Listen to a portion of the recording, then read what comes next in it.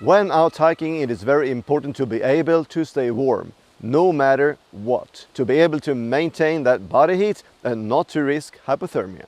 For short, that is when your body loses more warmth than it produces and you're ending up with a lower body temperature. Untreated, that could lead to death. Lucky for us, mild hypothermia is easily treated by adding layers of clothes, starting a fire or moving indoors so that our body temperature can get back to normal. A lot of warmth goes out through the head, but the focus for today is on our hands because we don't want to lose any of those fingers, right? Anyways, today it is all about keeping our hands warm in any condition, so stay tuned. Keeping your hands warm is not always the same thing as keeping them dry. For some situations it is absolutely necessary to do so, but in others you can be both wet and warm at the same time. I will today go through 4 different situations or conditions that you can face as a hiker and how to think and dress in those conditions in the best way to keep your hands warm, starting with summertime. This is a bit stupid, but you can actually be cold also in warmer conditions. If there's a lot of wind and if that is combined with rain or high moisture. Take the mountains for example, where you have a hot and gazing sun during the day, but at the same time really cold winds. Haven't we all hiked in windy conditions for a long period of time, and at first everything is just nice. But then after some time you get really cold and you start freezing and you need to put on a wind jacket. And the same thing goes for your hands. To protect them from getting cold, you can put on a thin neoprene glove, like these ones from HESTRA I've been using for some time. They will not keep you dry, but they will keep you warm. Now we're talking about a completely different situation, and what I mean by semi-cold is between 15 degrees Celsius and maybe down to +5, where you can clearly feel that your hands are getting cold. This is a situation that you can face quite often if you're hiking the shoulder seasons, and sometimes it is just the cold that you're facing and it's all dry, but sometimes you can also have the added cold wind, or it can be both windy, rainy and cold at the same time. And that is a bad combination. I know that some prefer during these conditions to try to keeping their hands dry, but me, I find that to be a little bit unnecessary. I find it easier to try and just staying warm. To do that, I use the same HESTRA neoprene glove I mentioned earlier for the hot weather. They weigh only 48 grams but keep my hands warm and happy for more or less all the 3-season hikes that I do. But if you want to stay dry, well then I do recommend you adding a pair of overmittens, like these ones from DECAHTLON at 48 grams in size large. But a lot of different options are available. Cold and dry, well, that is like early spring or late fall, or sometimes also during winter when there's no snow on the ground and you're not expecting any rain or snow. This is, I would say, the start or the end for hikers like me who only hike 3 seasons. And we're talking about temperatures during the day of maximum 5 to 10 degrees and down to -5 to -7 during the nights. If you're just talking about cold and dry and you don't need to, or at least don't plan to, be in contact with water, snow or ice, a warm pair of knitted gloves is always nice. I just got these winter gloves from RAHHINT from their web shop, and this glove is made of 40% wool and 5% conductive fibers for heat, 10% elastane for good fit and 45% polyester for strength, and weigh in at 99 grams. And on top of that, they are really comfy.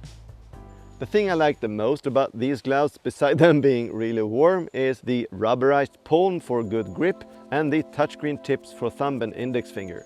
I don't know about you, but me, I constantly stop and take pictures and small vids while hiking, and with the touchscreen fingers, I don't need to take them off to do so, and that's nice.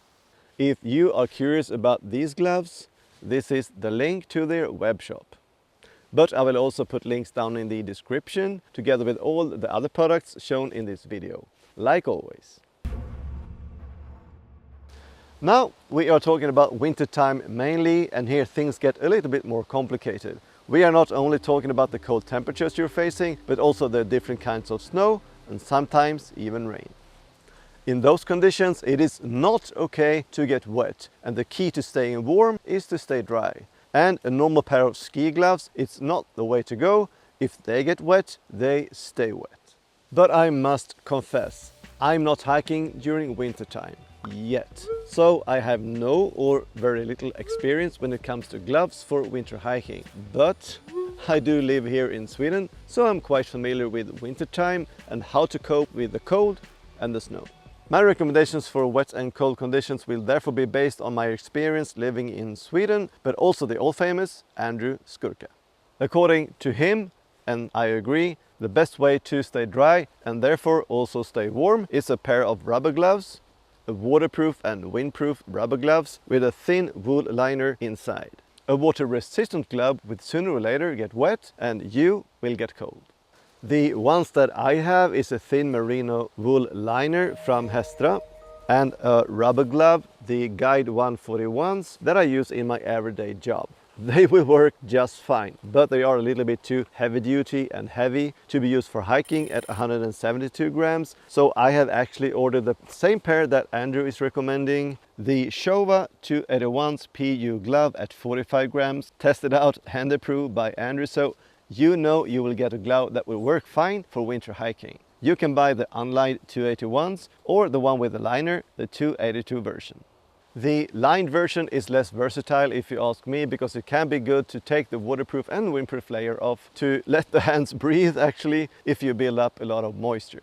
But the 282 is warmer, of course, if combined with the liner, so if it is really cold and wet, the 282s is the better choice.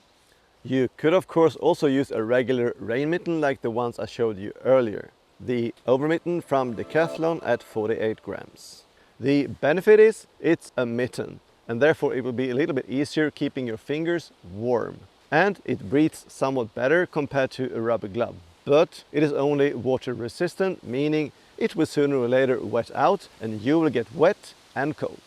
On the positive side is also that it is very thin, so it will dry very quick. And combined with the thin wool liner or the thicker winter gloves from RAHHINT, is a warm and versatile option, staying warm and dry most of the time. Gloves isn't only to be used to stay warm and dry, but also adds to the comfort, especially if you're using trekking poles. That is one of the reasons that I always bring my HESTRA neoprene gloves or the RAHHINT Winter Gloves. And they are both warm, lightweight and super comfy, and equally important, with touchscreen fingers. Now I am so much looking forward to hearing all about your best tips and tricks keeping your hands warm in any conditions. So don't hesitate and do leave a comment. But for now, this is it, and if you liked today's episode, take a look at these two recommendations on my other videos. Also do hit like, subscribe and turn on the notifications so you don't miss out on any future content. I hope to see you again next week, but for now, safe hiking, take care and bye bye.